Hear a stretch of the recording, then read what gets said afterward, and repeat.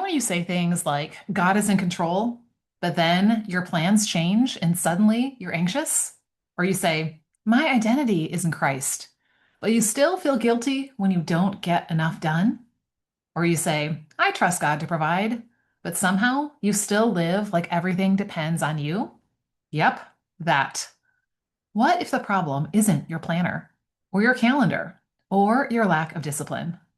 What if you spent years trying to improve your methodology with time without ever examining your theology of time? Because whether you realize it or not, you are already a theologian.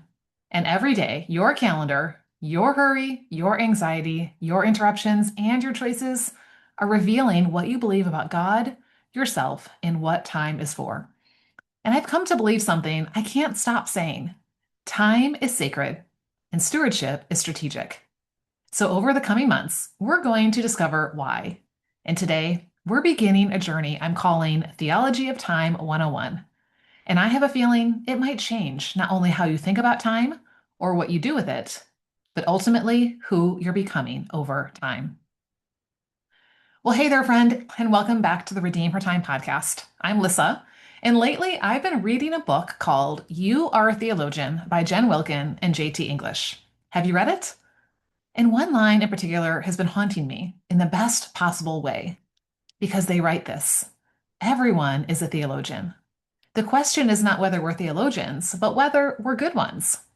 Now, I don't know about you, but when I hear the word theology, I tend to think of seminary classes and systematic theology books and really smart people who know Greek and Hebrew, and I don't. Not busy women juggling life and business and ministry and homes. But then yesterday morning, when I was getting ready for church, Pandora started playing the song Ancient of Days. And as I listened to those lyrics, I was reminded before there were calendars, before there were deadlines, before there were planners, before there were productivity systems, there was God, the Ancient of Days, the one who lives forever and the one who inhabits eternity. And I suddenly had this thought: what if most of us have been taught a methodology of time without ever examining our theology of time? And I come to believe something that's changing the way I see time now every day. Time is sacred, and stewardship is strategic. And everything we're going to explore together grows out of those two convictions. Because, like I said, I believe a right theology of time leads to a right methodology with time, which ultimately shapes who we become over time. Because what do? We jump straight to the planner and the routines and the productivity hacks and trying to manage our schedules and get better at managing our time, just like the rest of the world, without ever asking, what do I actually believe about time? And better yet, what do I believe about the author of time? So, right then, mid mascara application, I realized something I can't stop thinking about. We all have a theology of time. It's either being shaped by the author of time or by the world around us. And here's the thing that Jen and JT keep coming back to: you don't simply believe theology, you live theology, you do theology. And because you do it, you are being formed by it every single day. Which means, with a right theology of time, the goal isn't simply to get more done. It's to become the kind of woman whose life increasingly reflects what she says she believes about God. And do you know how to determine what someone really believes? Look at their calendar. Not just what they say, but what actually gets their attention, what they worry about, what they make time for, what they sacrifice, what goes on their to-do list, what they keep saying yes to. Because our days and the way we spend them reveal our theology. And that's why I want to invite you into something I'm calling Theology of Time 101. Not because we're heading back to school, but because life in God's kingdom is a classroom. So over the next year, I want us to explore together what God has to say about time and how what we believe shapes how we live and how over time those daily choices shape who we're becoming. Because maybe the problem isn't that you're bad at managing time. Maybe you've simply never been invited to think about time through the lens of the God who created it. And here's why this matters. Because most women, including believers, we jump immediately into the methodology. We ask, what's the best planner? What's the perfect morning routine? Should I time block? What's an ideal schedule? How do I get more done? Now, none of those are bad questions, but they're second questions because methodology always flows downstream from theology. And your methodology is never neutral. Think about it. If I believe that time is scarce, then I'll constantly feel behind. If I believe my worth is determined by my productivity, then rest will feel irresponsible. If I believe peace comes through control, then interruptions will feel threatening. If I believe everything depends on me, then I'll never truly stop striving. And here's the thing, those aren't merely thoughts, they're theology. They're words about God, words about ourselves, words about what we believe that time is for. I call it the busyness lie. And like every lie, it promises something it can't deliver. It tells us time is scarce, productivity determines your worth, peace comes through control, and everything depends on me. When we believe those things, we shouldn't be surprised by the fruit they produce, because theology always produces fruit. And the fruit of the busyness lie, well, it's easy to recognize.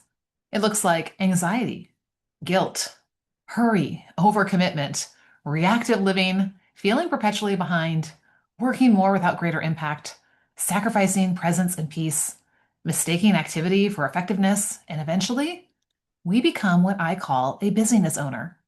Women who spend their lives reacting to what feels urgent, trying to control what was never ours to control, and carrying a weight we were never meant to carry.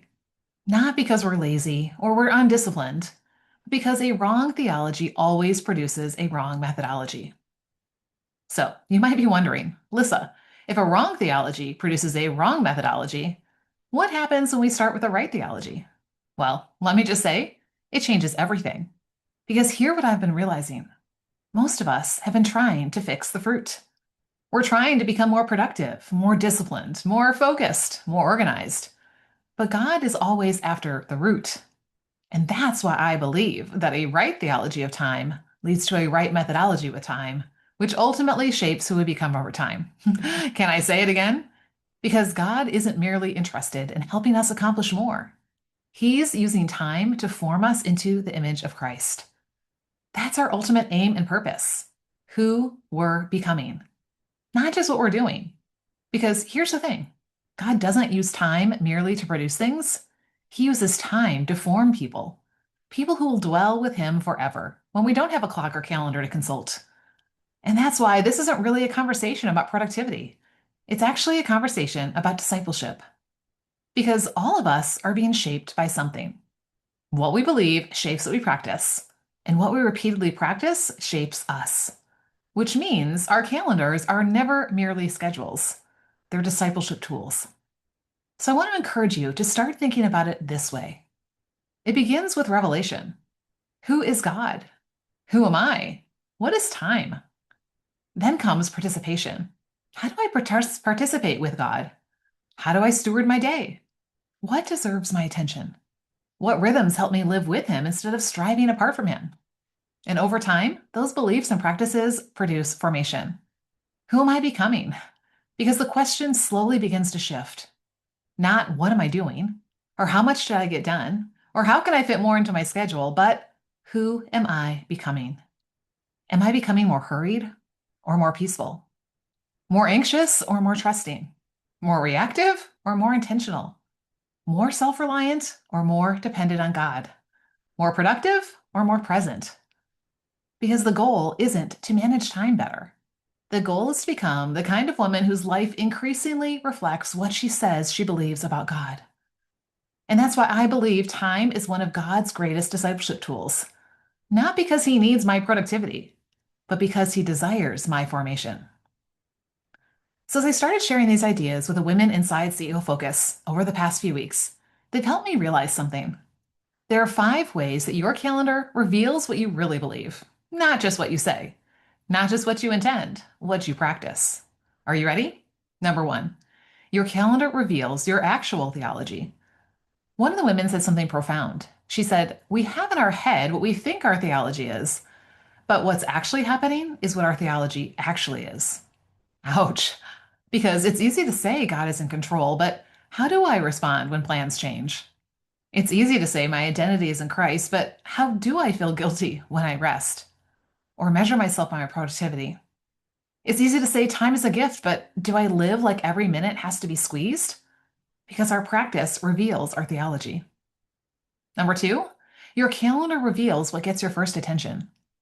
Most people think theology just happens at Bible study, but theology happens the minute you wake up, when you check your phone, when you say yes, when you hurry, when you panic, when you rest. Every moment is answering the question, who is God? Who am I? What matters most? Because you're already doing theology. Number three, your calendar reveals what story you're living. Because your methodology isn't neutral. If I believe everything depends on me, my calendar will tell that story. Hustle, urgency, control.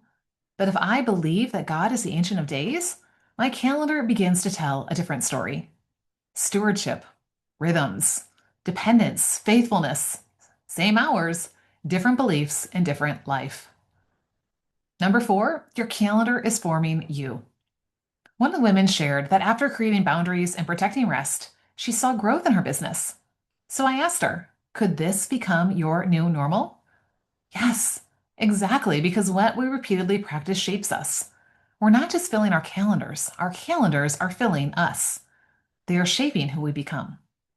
And number five, your calendar reveals what you believe matters most. This came up over and over again in our weekly accountability meeting. Not, did I finish the list? But did I move forward the mission or message of the business that God has entrusted to me and the life that He has given me or the ministry He's called me to? Connections, conversations, invitations, rest, family, health, recovery. Because ultimately, your calendar is answering, what do I believe is worth my life? Which means maybe the most important question isn't, did I get it all done? Maybe it's, who am I becoming? And honestly, friend, I feel like we're just getting started because over the coming months, we're going to explore what God has to say about time through creation, work and rest, waiting, Sabbath, seasons, interruption, attention, legacy, and ultimately eternity. Not because we're trying to become better time managers, but because we're learning to faithfully steward the time God has entrusted to us. That's what it means to redeem the time. So if today's conversation stirred something in you, I'd love to invite you to come join the conversation with me over on Substack. Each week, we're going to explore one meaningful question, one biblical truth, and one practical stewardship rhythm. As together, we learn to faithfully steward each season. Because some conversations are simply too important to rush through. So you can join the conversation over at redeemhertime.com/Substack. And no worries, I'll drop that in the show notes. And before we go, I want to leave you with a question you're going to hear me ask again and again. Not what time is it, but what is it time for? Because that one question has the power to change how we approach every season of our life. Until next time, we'll be continuing the conversation on Substack. Remember, time is sacred and stewardship is strategic.